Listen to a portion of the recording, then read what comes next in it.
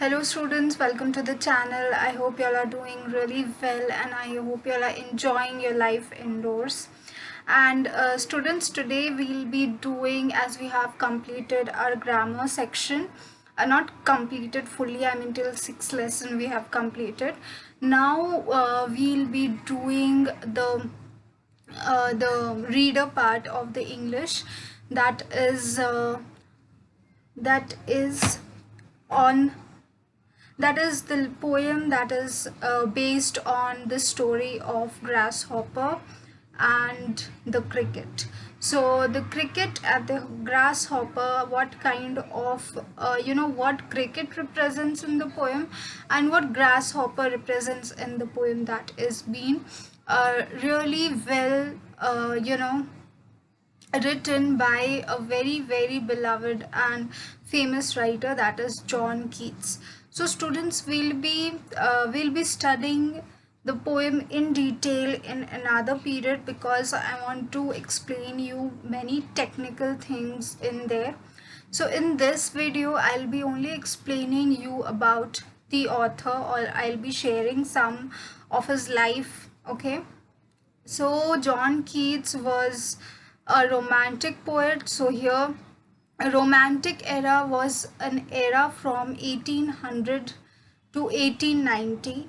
In this era, this was not only an era that was considered for poetry or literature. This was an era considered for music or any kind of art.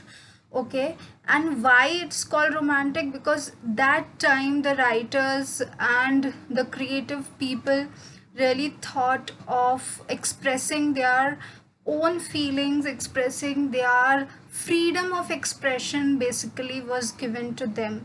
So the whole era is there from 1800 to 1890, that is called as the romantic era.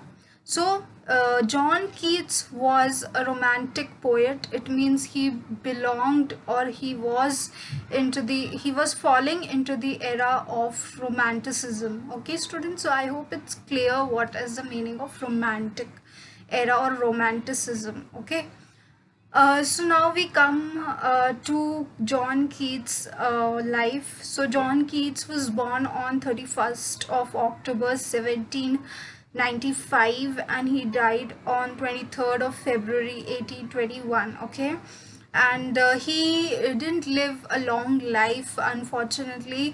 He died at the age of 25 only, due to tuberculosis. That time curing a disease was quite difficult, because if you observe, it's like 200 years ago, approximately more than 200 years ago, things were under invention, and all these things. So there was not a perfect cure for anything, so that is the reason he died due to tuberculosis. And he is conceived initially, he was quite young, and not being quite young also, but in the initial stages he was not very he was kind of criticized by his critics, that his literary work are not very up to the mark. I mean, it's not up to the mark as compared to other world famous or other writers, okay, or other poets. But then later, when he died at the age of 25, 4 years before that, that is while he was only 21 years of age, his literary work was under publishing, or was under publication. Okay, so after he died, and after the end of the whole of the 19th century, he became more popular and more beloved. People started recognizing his work. People started admiring his work. People started admiring his love for nature. So he did not get that admiration and that love, that recognition, or that attention when he was alive. Okay, so because while he was alive, people or the critics who were critiquing on him, they thought that he was not up to the mark. But then later on in his after the 19th century being starting of the 20th or the ending of the 19th century, he was really admired and loved by everyone because of his work. Okay, so why this happened, you'll ask me, because one era changes and the mindset also of the people changes.